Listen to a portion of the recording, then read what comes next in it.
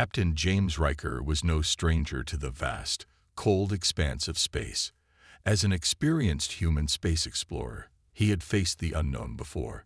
His ship, the Aurora, glided silently through the black void, its advanced systems working seamlessly as they had for countless missions. Yet this day was different. A strange, weak signal crackled through the ship's communication system, faint but unmistakable. "Help us. Planet dying. Danger. Humanity. Please." The fragmented message was barely audible, the words broken by static, but the urgency was clear. James quickly ran the message through the ship's translator, but the result was much the same. He frowned, staring at the screen. The signal came from an uncharted planet, Sirian, located far on the outer rim of the galaxy. According to the star charts, Sirian was marked as a deserted and abandoned planet. It had long been considered uninhabitable, a lifeless world known only for its desolation and abandoned ruins. James' mind raced. Why would anyone, let alone a group of survivors, send a distress signal from a place like Sirian? What could possibly be so urgent, so important, that someone would send out a call for help from a planet that had been written off by every known species in the galaxy? The signal's message hung in the air, unanswered. Humanity. The word was like a lifeline in the darkness. But it was also a mystery. Humanity had long been a beacon of survival in the galaxy, proving time and again that against the odds, humans could triumph. Was this a plea from someone who needed help, or was it something else, a trap set by an unknown enemy? Despite the danger, despite the uncertainty, James knew that he couldn't ignore the signal. It was faint, desperate, and it felt like it was meant for him, meant for humanity. After a brief moment of hesitation, he activated the comms. "Prepare for course change. We're heading to Sirian." His crew, loyal and battle-tested, accepted the command without question. There was no room for doubt or fear. The unknown was their domain, and if someone was reaching out from Sirian, they would answer. But what awaited them on that desolate planet? James didn't know, but he was determined to find out. The Aurora's engines roared to life, and with a deep hum, the ship veered toward the unknown. As the Aurora descended toward Sirian's surface, the sight that greeted James and his crew was unsettling. The planet's surface was barren, stretching out in all directions like an endless gray desert. The once advanced cities that had stood on the planet were now nothing more than crumbling ruins, their sharp spires and towers reduced to jagged shadows against the dim light of the distant sun. The air around the planet was thick, almost oppressive, and the atmosphere shimmered with an eerie haze. It was as though Sirian itself was trying to push them away, warning them to turn back. James could feel the weight of the silence pressing down on him as his ship skimmed over the dead landscape. His scanners hummed, struggling to get a clear reading in the planet's murky atmosphere. There was a strange stillness to the world below. No wind stirred the dust, and no sounds filled the air. It was the silence of a world that had been forgotten by time itself. Sirian had once been a flourishing world, but now it was a ghost, a haunting reminder of a civilization lost to the void. "Scan results are coming in, Captain," one of his officers, Lieutenant Carahays, reported. "There are faint life signs, but they're weak, almost non-existent. It's like they're barely holding on." James stared at the data, his brow furrowing. The life signs were indeed weak, scattered across the planet's surface like sparks in the dark. Whoever was still alive here was barely hanging on. But there were no signs of the predators that the scans had warned about. So what was causing the planet to be so lifeless? He gripped the armrests of his chair as the ship touched down on Sirian's surface. The ground shook slightly as the landing gear engaged, and the landing ramp opened with a hiss. The team suited up in their space armor, prepared for whatever might await them on this forsaken world. As they stepped out onto the dusty ground, the emptiness of the planet seemed to swallow them whole. The sun above them was a pale, sickly yellow, casting long shadows over the cracked earth. James scanned the horizon, feeling a growing unease. Everything about Xerion screamed that something was wrong. Something had gone terribly wrong here. He motioned for his team to follow as they began to move toward a large structure in the distance. It appeared to be some sort of abandoned alien facility, its exterior covered in strange, faded symbols. They approached carefully, the sound of their footsteps the only thing breaking the silence. "Keep your eyes open," James ordered, his voice low but firm. He could sense that they weren't alone. Even though he couldn't see anyone, something about this place felt haunted. As they approached the building, James spotted something that sent a chill down his spine. Fresh footprints in the dust. They were small and uneven, as if someone had been running, dragging themselves along the ground. And the tracks led straight to the entrance of the building. "Someone's been here recently," Kara whispered, her voice tense. James nodded grimly. "Let's move." They entered the building cautiously, the door groaning open with a metallic screech. Inside, the walls were covered in strange alien glyphs, and the air was thick with dust and the smell of decay. The faintest sound echoed through the halls, footsteps, soft and hurried, moving just ahead of them. The team moved quickly, following the trail of footprints, and eventually they found what they were looking for. In a dark corner of the building, there were survivors, aliens, just like the ones they had heard about in the distress signal.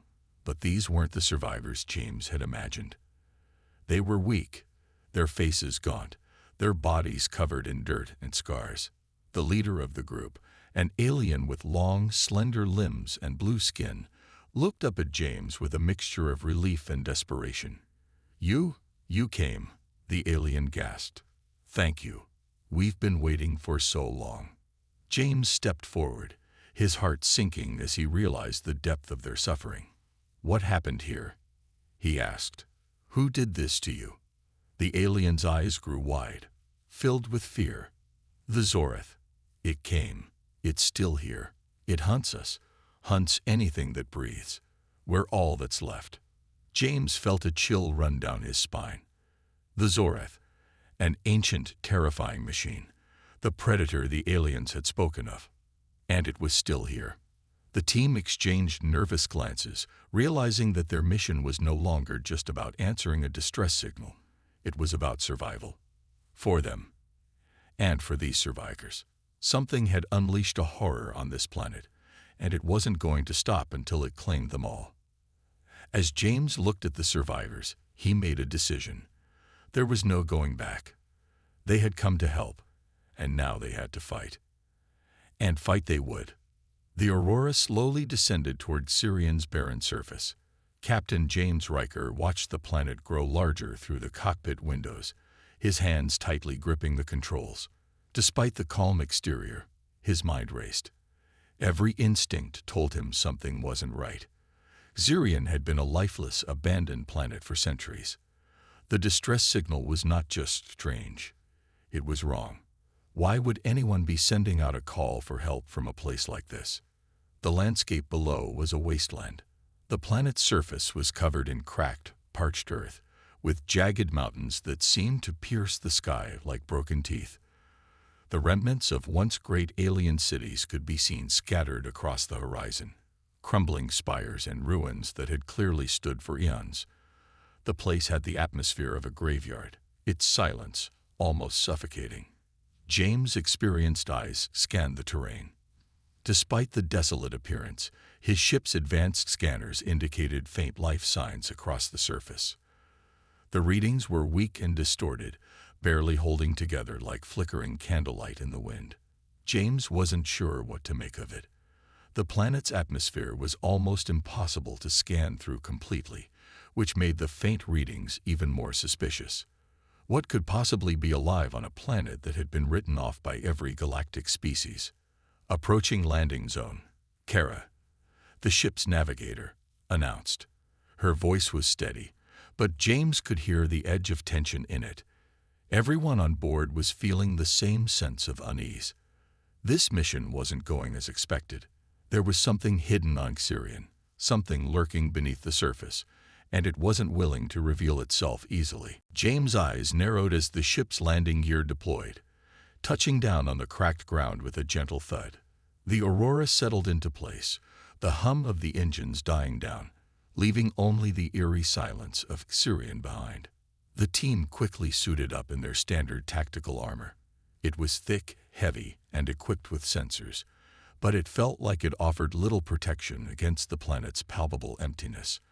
James motioned for everyone to form up and head toward the nearest structure in sight, an ancient-looking building partially buried in the dust. The building was large and made from a strange material that James couldn't quite identify. It stood out against the landscape like a monument to a forgotten era. The air around them felt thick, the kind of atmosphere that made every breath feel heavy and labored. No wind, no birds, no sound except for the soft crunch of their boots against the dusty ground. It was a planet that had not known life in millennia. And yet, here they were, stepping onto its soil. Something was off. As they neared the structure, James squinted at the sky above. The sun was weak and far away, casting an eerie light that bathed everything in a sickly hue.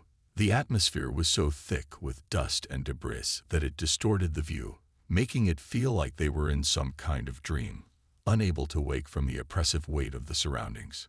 "Captain, look at this," one of his soldiers, Private Benner, called out, pointing to the ground.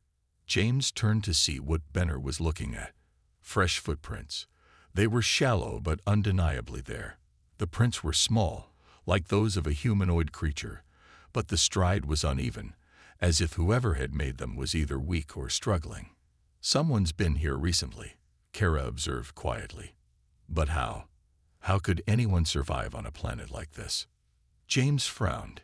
It didn't make sense. If anyone was alive, they should have been long gone, or at the very least, the signs of life would be stronger. But these prints, these were not the markings of a scavenger or an explorer. These were desperate, dragging steps, like someone running out of time. His fingers brushed against the side of his helmet, switching to the internal comms. "Keep your eyes peeled. Whatever's here isn't showing itself. Let's move forward." They followed the tracks to the entrance of the alien building. It was massive, towering over them like some long-forgotten monument. The entrance was partially blocked by fallen debris, but it was still passable. Kara moved ahead, clearing the rubble with ease using her advanced tools, while James kept his eyes on the darkened doorway, his heart pounding. Every instinct told him they were being watched, but by who or what, he couldn't say. Once inside, the air was thick with dust, and the building smelled like old metal and decay. The walls were covered in strange alien symbols, faded and almost impossible to decipher. The structure seemed ancient, its purpose unclear. But as they ventured deeper into the darkened hallways, they started to find more signs of life. Small objects, things that looked like they had been hastily discarded. Something had happened here, something terrible. And the distress signal wasn't just a call for help.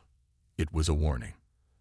As they ventured further into the building, they came across more signs of struggle. Torn remnants of alien clothing, broken equipment. It looked like something, or someone, had fought to the bitter end. The deeper they went, the more it became clear. Xurian was not just an abandoned planet.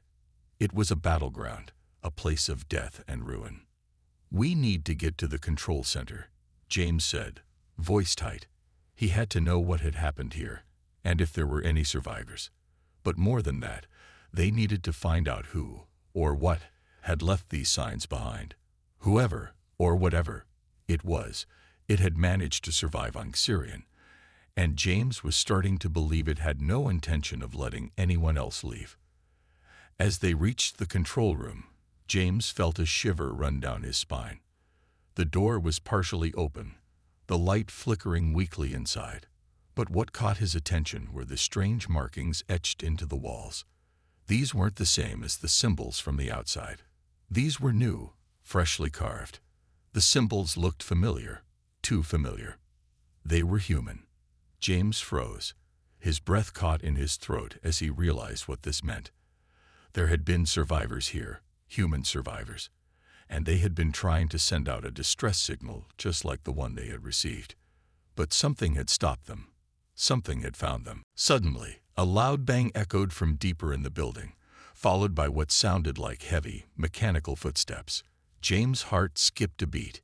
He motioned for the team to be quiet and to prepare for anything. Whatever was on this planet wasn't going to make things easy. He turned to his team, his voice low but filled with determination. We need to find out who, or what, is behind this, and we need to do it fast.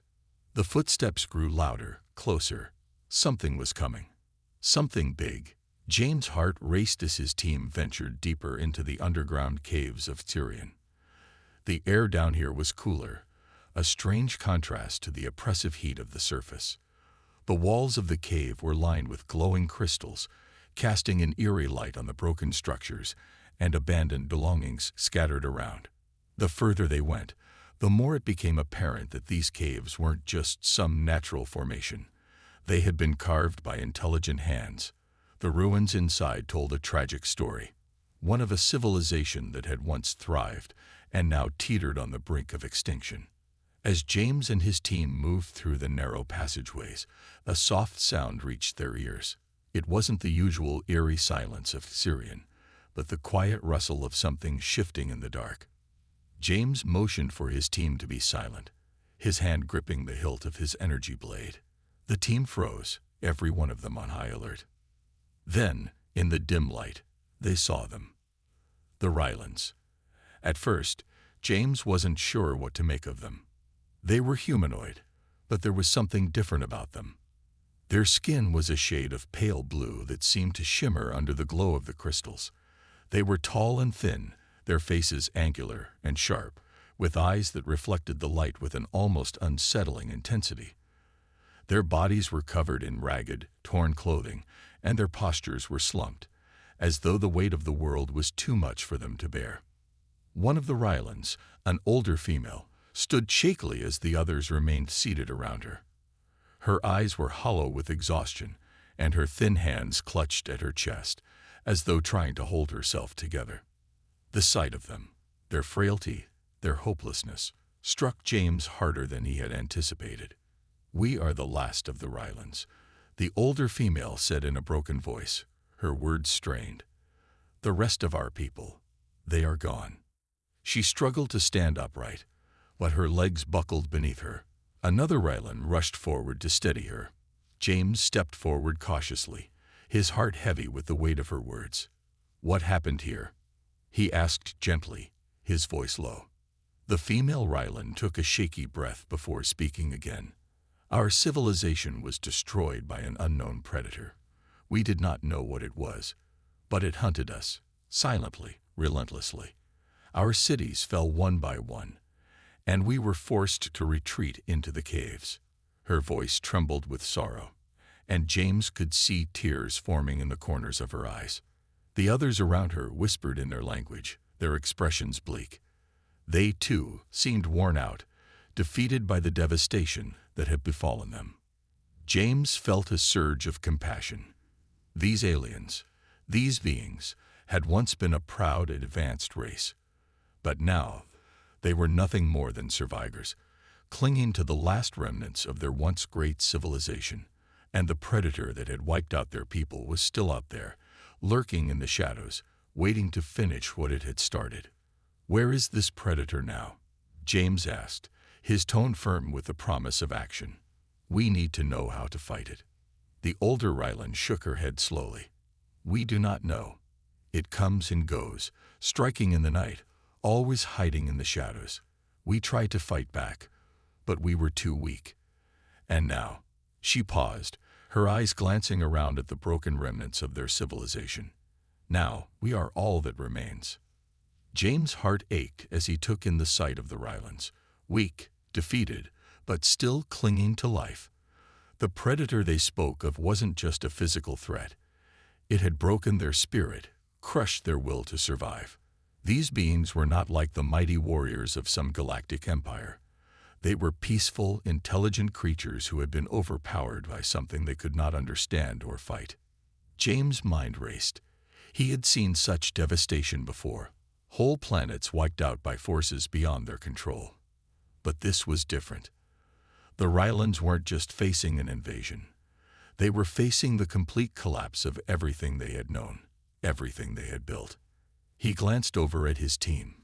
Kara, Benner, and the others were standing in the background, their faces filled with a mix of sympathy and confusion.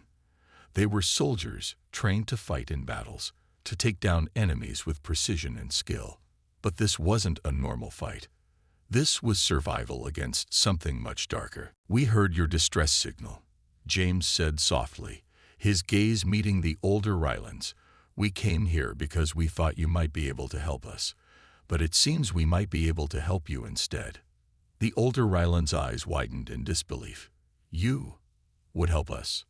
James nodded. "We'll do what we can. We'll fight this predator, and we'll try to save what's left of your people." The Rylands exchanged glances, some of them with a flicker of hope in their eyes for the first time in what seemed like forever. But others remained skeptical, their faces hardened by the years of suffering they had endured. "There are only a few of us left," one of the younger Rylands spoke up, his voice cracked with emotion. "But we will do what we can to fight, even if it's just to buy time for the children." James felt a lump form in his throat as he watched a small group of Rylands huddle together, their faces showing a mixture of fear and determination.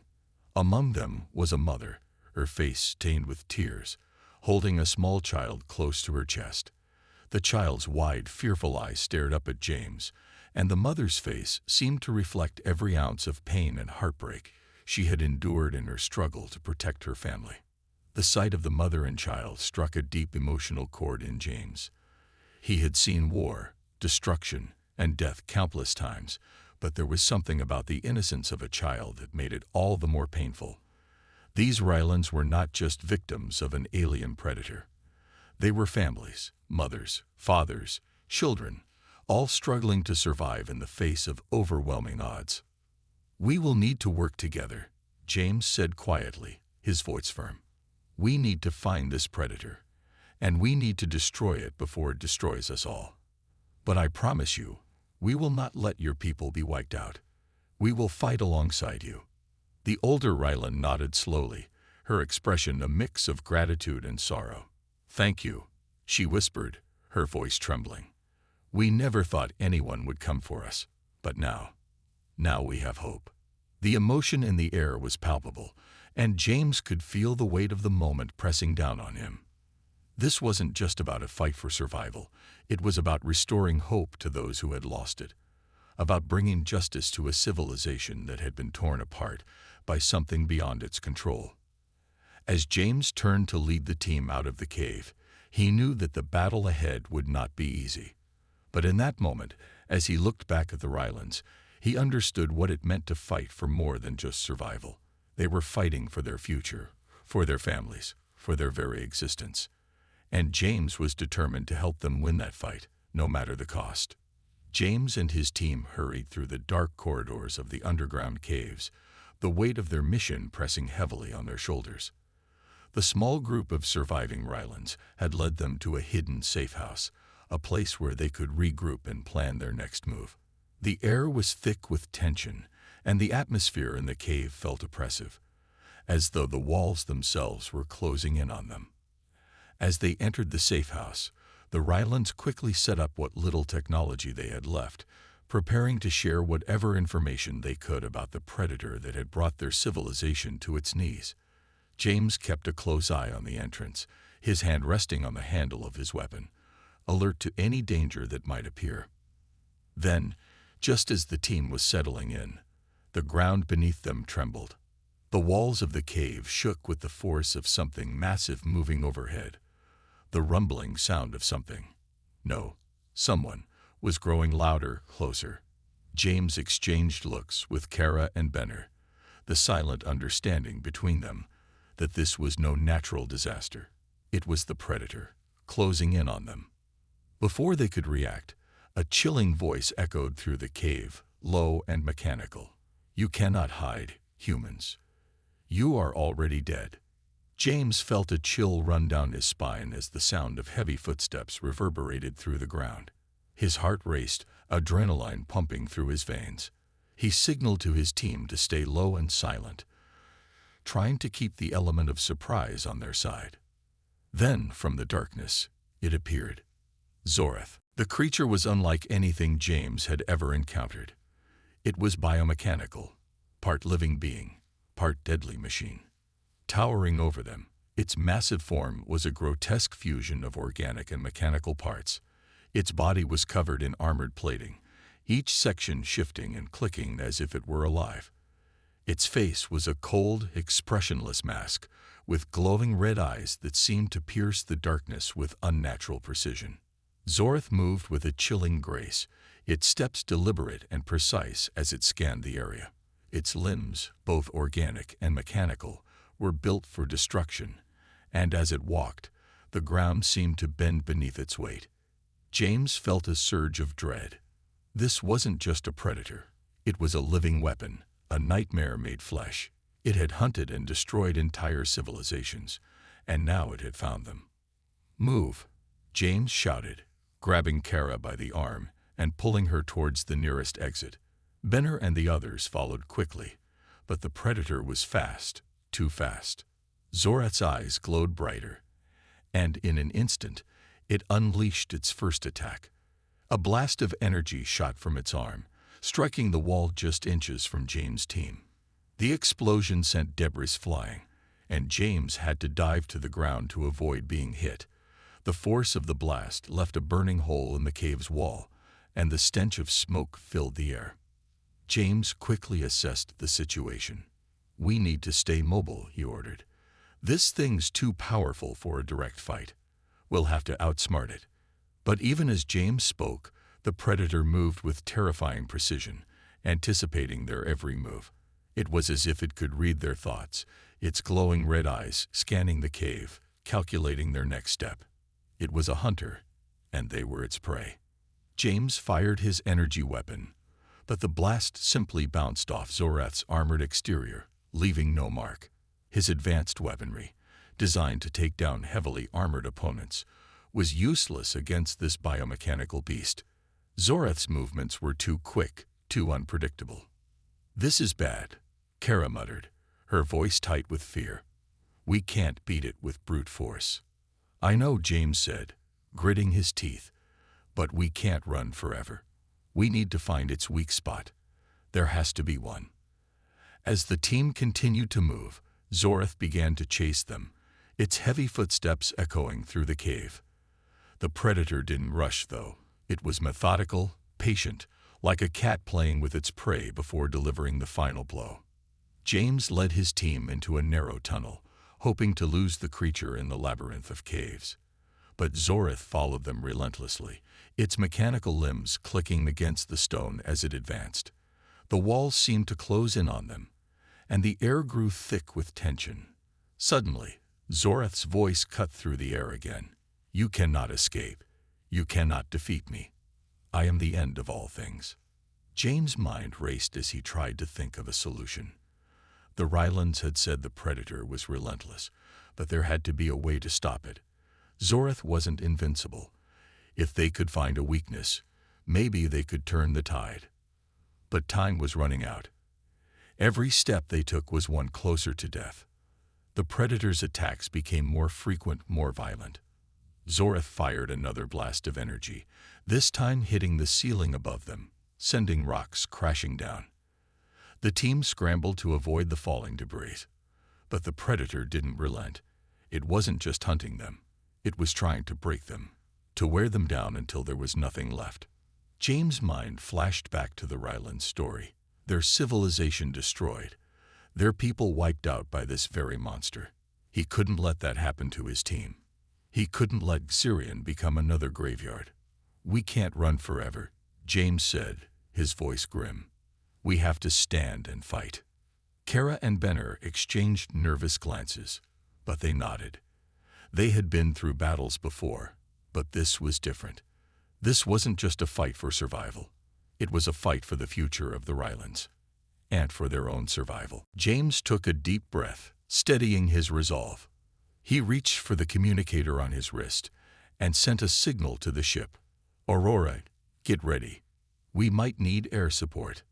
But as the signal went out, James realized something else. Zorath had already anticipated this move. The moment the signal left his wrist, the Predator's eyes glowed brighter, and a second later, the ship's systems began to fail. Zorath had hacked into their communications. "We're on our own," James muttered, his grip tightening on his weapon. Zorath loomed in the darkness, its red eyes burning through the shadows as it advanced. It was only a matter of time before it caught up with them. But James wasn't ready to give up yet. He couldn't. Not after everything they had been through. Not after the lives of the Rylands were at stake. "Get ready," James whispered to his team. "This is it." The battle for Xirion had only just begun. The ground shook once more as Zorath's massive form loomed ever closer, its glowing red eyes piercing the shadows of the cave. The relentless Predator was no longer just a threat. It was a nightmare that seemed destined to destroy everything in its path. James, his mind racing, could feel the weight of the moment pressing down on him. They were running out of time. The Rylands were counting on him, his team was depending on him, and failure wasn't an option. James had come to a grim realization. A direct fight with Zorath was impossible. The creature's advanced technology, its biomechanical form, and its raw power were too overwhelming. Even their best weapons couldn't penetrate its near-impenetrable armor, and the Predator seemed to anticipate every move, making it almost impossible to land a hit. But James wasn't ready to give up just yet. He wasn't the type to simply surrender. There had to be a way to outsmart it. "Listen up," James said, his voice steady but intense. "We can't take it head-on, but we can outsmart it. We'll use its own strength against it." His team, still reeling from the constant threat of Zorath's attacks, looked at him with uncertain eyes.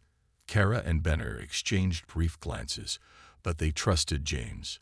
He had led them through countless missions, and now, in the face of this near-impossible challenge, they were ready to follow his lead. James quickly outlined a plan, his mind moving faster than ever. "We have cloaking devices on the ship. We'll use them to stay hidden, stay off its radar. We also have EMP blasts, which can disrupt its systems for a short while. If we time it right, we can disable its self-repair system. We'll need to set traps, create confusion, and work together. We hit it when it's down." Kara nodded. "Sounds risky, but it's our best shot. We follow your lead, James." The Rylands, although scared and exhausted, understood the gravity of the situation. They had no choice but to trust the humans. After all, it was their only chance at survival. They gathered their meager supplies, prepared their makeshift weapons, and readied themselves for what was about to come. The entire underground safe house had turned into a war zone, and the walls seemed to pulse with the energy of impending battle. The plan was set in motion. James and his team used the cloaking devices to blend into the environment, their figures becoming almost invisible as they moved silently through the cave. The EMP blasts were primed, ready to fire at a moment's notice. But they had to be careful. The slightest mistake could result in disaster. If they failed to catch Zorath off guard, they would be wiped out instantly. As the team navigated the tunnels, the air felt thick with anticipation. They knew the Predator was still out there somewhere, hunting them. Its footsteps echoed through the cave, each one sending shivers down their spines. The Predator was getting closer and time was running out. James could feel the tension in his chest, but he focused on the task ahead. This wasn't just about survival. This was about saving the Rylands. This was about taking a stand against an unstoppable force and proving that humans were not to be underestimated. Finally, they found it. Zorath stood in the center of the cave, its massive form towering above them. The Predator's red eyes scanned the area, seeking out any sign of movement. But with the cloaking devices, James and his team remained hidden. Zorath was unaware of their presence. For now, James signaled to Kara and Benner. It was time. Kara activated the EMP blast, sending a pulse of energy toward Zorath. The moment the blast hit, the Predator's movements froze. The red glow in its eyes flickered, and for a brief second, it seemed as if the creature was malfunctioning. This was their chance. Without hesitation, James rushed forward, using his knowledge of technology to exploit Zoreth's brief weakness. The creature's self-repair system was formidable, but James had learned from the Rylands that there was one critical flaw. Its system relied on a central core to maintain its functions. If they could damage or disable the core, Zoreth would be helpless. He grabbed a small device from his belt, a hacking tool they had salvaged from the wreckage of the Ryland city. As he approached Zoreth, he activated the device, connecting it to the Predator's central system. The machine's eyes flickered again, its movements sluggish as James began to hack into its core. His heart pounded in his chest, every second feeling like an eternity. Zoreth was powerful, but it wasn't invincible. Not anymore. Meanwhile, Kara and Benner set the traps they had prepared, small but powerful explosives rigged to go off at the right moment. They had no illusions about how dangerous this was. If they were spotted or the plan went wrong, they wouldn't survive. But there was no turning back now. They had come too far to fail. The battle raged on, a deadly dance between the Predator and the humans. Zoreth was furious, its biomechanical limbs flailing in every direction as it tried to break free from the hacks James had initiated. The EMP blast had bought them valuable time, but the creature was powerful, and it wasn't going down without a fight. The tension in the air was unbearable, but James kept his focus. He knew the key to defeating Zoreth lay in its weakness. If he could just get past the final line of defense, the central core, he could disable it completely. Suddenly, the ground trembled again. Zoreth was close to breaking free. The core was beginning to repair itself, but it was too late. James had already bypassed the system and sent a pulse of energy directly into the heart of the machine. There was a loud, explosive crack, and the Predator staggered back, its body jerking as sparks flew from its damaged systems. The once glowing eyes flickered and dimmed. Zoreth let out a mechanical growl as it collapsed to the ground, its powerful form crumbling under the weight of its own malfunctioning systems. For a moment, everything was still. But then, the cave erupted into chaos. Zoreth, now vulnerable, began to lash out in desperation. It was still dangerous, but it was no longer the unstoppable force it once was. James and his team rushed in, their weapons ready.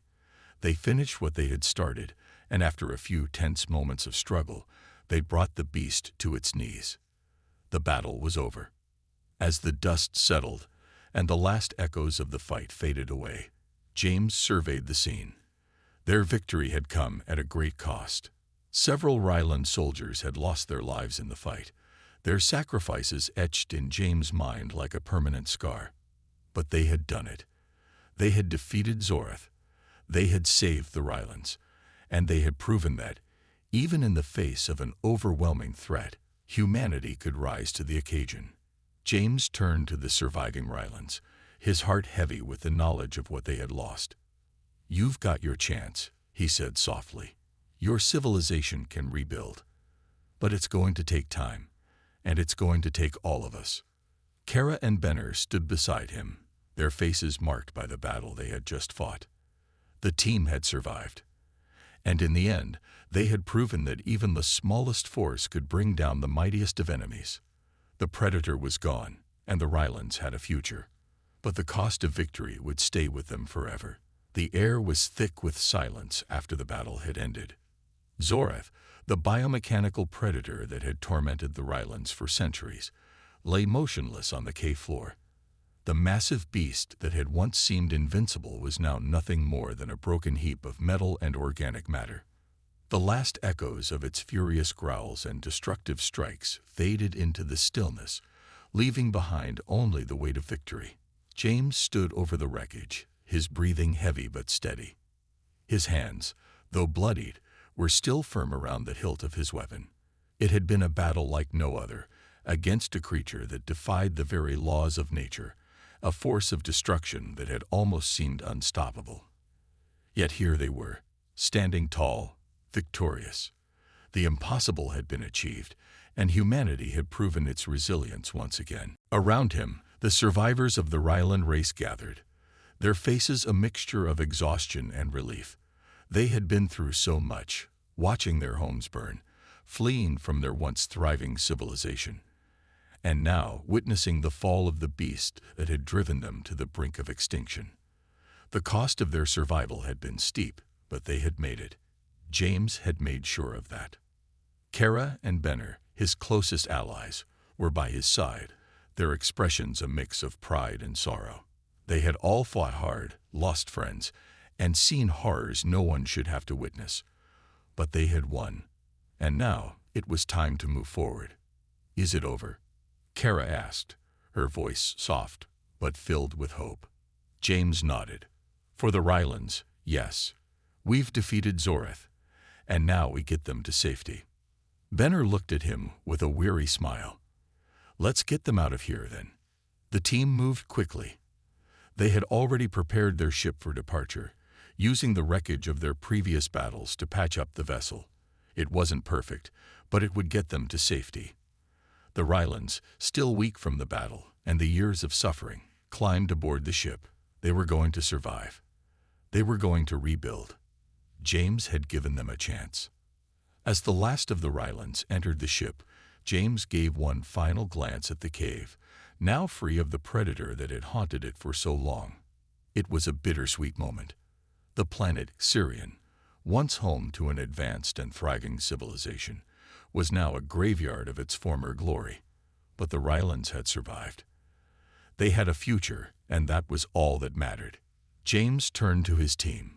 "Let's go home," he said, his voice resolute. The ship's engines roared to life, and the vessel slowly began to rise from the surface of Tyrian. It wasn't a grand departure, no grand speeches or dramatic moments, just a quiet, determined ascent into the vastness of space.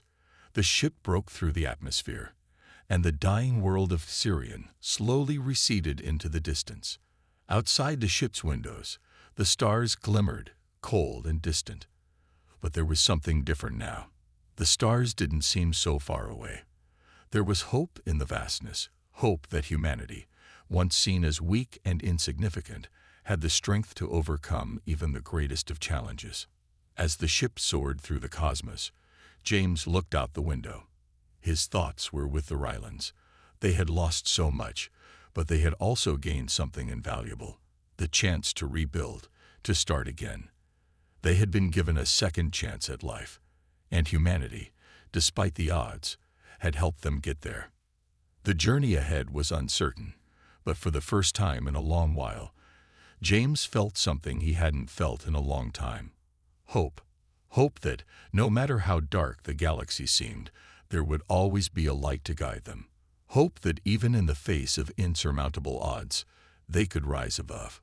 The ship passed through the void of space, heading toward a new planet, a safe haven for the Rylands. As they moved further from Sirian, James felt a sense of finality. They had done it. The Rylands were safe. Zoreth was dead. And humanity had once again proven that it would not be easily defeated. The battle against the evil AI supremacy that had taken the form of Zoreth was over.